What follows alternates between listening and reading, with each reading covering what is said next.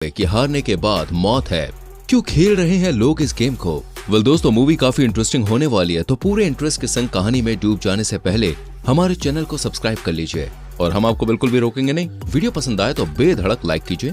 कहानी की शुरुआत होती है दोस्तों मेन किरदार सियोंग से। आज उसकी बेटी का जन्मदिन था, पर क्योंकि उसके पास एक भी रुपया नहीं था, इसलिए उसकी मदर उसे कुछ पैसे देती है, पर उसे ज्यादा पैसे चाहिए थे। इसलिए सियोंग अपनी मदर का एटीएम चुरा कर उनके सारे पैसे हॉर्स राइडिंग पर लगा देती है। लेकिन दोस्तों आज उनकी किस्मत अच्छी थी, इसलिए सियोंग 4 मिलियन वॉन जीत जाता है। लेकिन इससे पहले कि वो इन पैसों से ऐश करता, वहां रिकवरी वाले आ जाते हैं। दरअसल सियोंग ने कंपनी से बहुत सारे पैसे उधार ले रखे थे। रिकवरी करने आए लोग सियोंग को अच्छे से धुल देते हैं, जिसके बाद सियोंग उन्हें पैसे देने लगता है। पर जब वो अपनी जेब में हाथ डालता है तो देखता है कि जेब तो फटी हुई है, यानी कि बिल्कुल खाली। तब सियोंग को याद आता है कि जब वो इनसे बचकर भाग रहा था तब वो एक लड़की से टकराया था। हो सकता है कि उसके पैसे उस लड़की ने ही चुरा लिए हों। इस पर रिकवरी वाले आए लोगों का लीडर उसे एक जोरदार मुक्का चढ़ता है और 1 महीने का टाइम देकर अपनी पलटन को लेकर वहां से चला जाता है।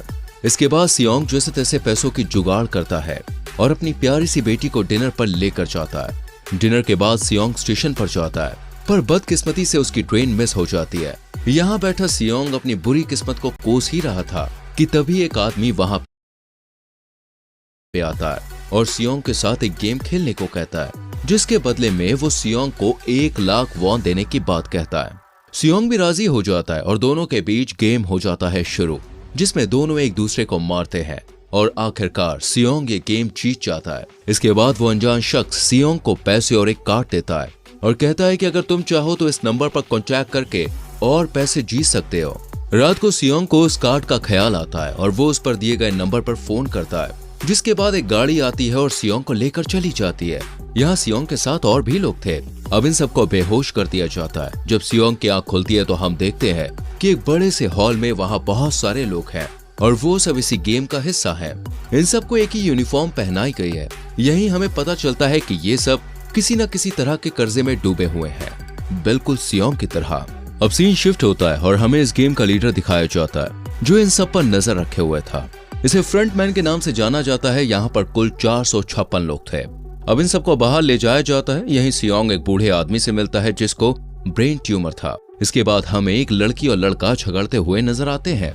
इस लड़के का नाम होता है दोस्तों जैंग और लड़की का होता है साइपियो। ये वही लड़की थी जिसने सियोंग की पॉकेट मारी थी।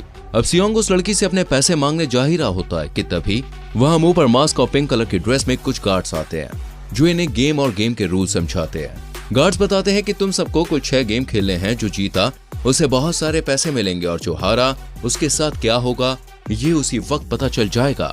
इसके बाद इनसे कॉन्ट्रैक्ट पेपर साइन करवाया जाता है, जिसके 3 मेन रूल्स थे। पहला, कोई भी अपनी मर्जी से इस गेम को बाय बाय नहीं कह सकता है। दूसरा, जो भी गेम खेलने से मना करेगा उसे एलिमिनेट कर दिया जाएगा। तीसरा, मेजॉरिटी चाहे तो इस गेम को खेलने से मना कर सकती है। इसके बाद इन सबको गेम के लिए ले जाया जाता है, जहां सियोंग अपने क्लासमेट सैंगवू से मिलता है, जो कि बिजनेस के लिए बाहर गया हुआ था। अब इन सबको गेम समझाया जाता है और गेम ये था कि सामने एक डॉल है, वो जब तक गाना गाएगी इन्हें आगे बढ़ना है और जैसे ही उसका गाना बंद होगा इन्हें वहीं फ्रीज हो जाना है और जो भी हिलेगा या कोई भी मूवमेंट करेगा उसे एलिमिनेट कर दिया जाएगा। गेम शुरू होता है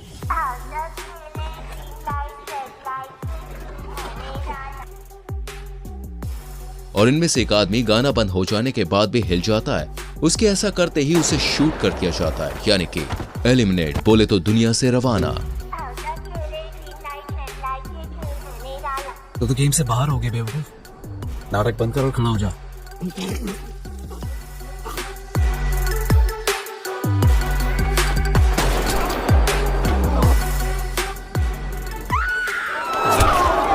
अब ये सब बहुत घबरा जाते हैं और वहां भगदड़ मच जाती है।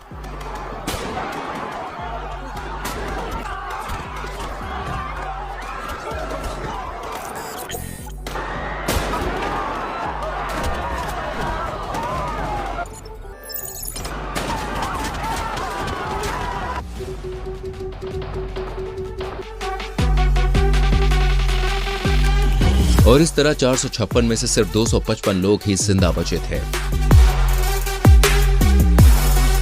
अब क्योंकि लोग ये समझ चुके थे कि यहाँ पर खेलना मतलब जान गंवाना है, तो सभी लोग गेम से स्किप करना चाहते हैं और अकॉर्डिंग टू रूल नंबर 3 इन सभी को इनके घर छोड़ दिया जाता है। अब हम सियोंग को देखते हैं जो पुलिस स्टेशन जाता है और उन्हें सब बता देता है, पर कोई भी उसकी बातों पर विश्वास नहीं करता और उसने जो कार्ड पुलिस को दिखाया था उस पर भी गलत नंबर लिखा हुआ था।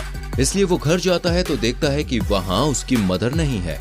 कुछ देर बाद उसे पता चलता है कि उसकी मदर हॉस्पिटल में है, उनके पैर में बहुत चोट आई है। डॉक्टर सियोंग को कहता है कि इनका ऑपरेशन करना होगा और इसके लिए बहुत सारे पैसे लगेंगे।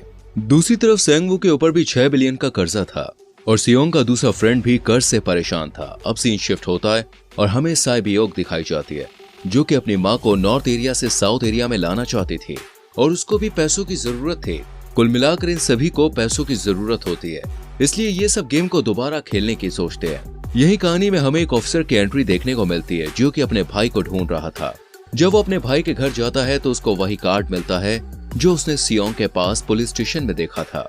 इसलिए ऑफिसर सियोंग के पास जाता है और सियोंग उसे कुछ नहीं बताता। इसके बाद एक बार फिर इन सभी प्लेयर्स को दिखाया जाता है जिन्हें बेहोश करके एक शिप के पास ले जाया जाता है।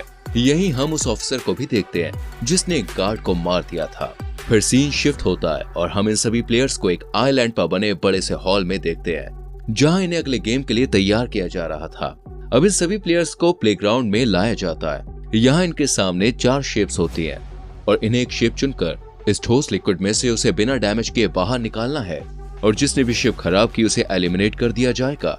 अब क्योंकि ये बहुत रिस्की था तो सियोंग डर जाता है, पर आखिरकार वो उस शेप को निकालने में सफल हो जाता है। वही जो हार जाते हैं उन्हें मारकर वहां से ले जाया जाता है। गेम खत्म होते ही इन सबको खाने के लिए ले जाया जाता है। दूसरी तरफ हम एक सीक्रेट रूम में एक प्लेयर को देखते हैं जो कि डॉक्टर था और यहाँ पर मरे हुए लोगों के ऑर्गन्स निकाल रहा था। असल में ये लोग गेम के लीडर से छुपते हुए मरे हुए लोगों के ऑर्गन्स निकालकर उन्हें बेच देते थे। यही गार्ड्स इस डॉक्टर को अगले गेम के बारे में भी बता देते हैं। जब डॉक्टर जाकर जैंग की टीम का हिस्सा बन जाता है और उसे अगले गेम के बारे में भी बता देता है, यहाँ हमें दिखाया जाता है कि 30 मिनट बाद लाइट्स बंद हो जाएंगी। जैंग की शक्ल देखकर सेंगवू समझ जाता है कि जरूर कुछ उल्टा सीधा करेगा और जैसे ही लाइट्स बुझ जाती है जैंग अपनी टीम के साथ वहां मौजूद सभी लोगों को मारने लगता है। वो साई बियोक को मारने ही वाला होता है कि तभी सियोंग उसे बचा लेता है।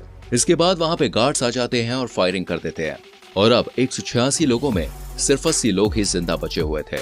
अगली सुबह इन सभी को तीसरे गेम के लिए ले जाया जाता है जहां इन्हें 10-10 प्लेयर्स की एक टीम बनाने के लिए कहा जाता है।